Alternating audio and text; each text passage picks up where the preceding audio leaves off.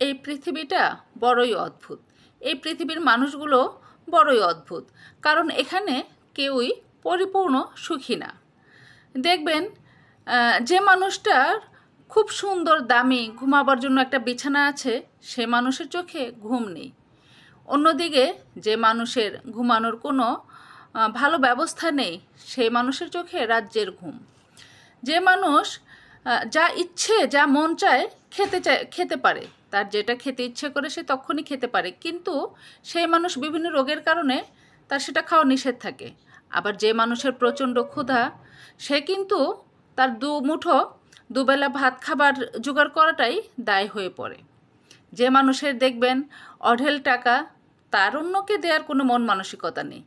আবার যার কাছে শূন্য পকেট, কিছু নেই, তার মন মানসিকতা খুব বড়। সে চায় যে মানুষকে উপকার করে, অন্যের উপকারে লাগে। আসলেই পৃথিবীটা বড়ই অদ্ভুত। এখানে এক একজনের এক এক সমস্যা।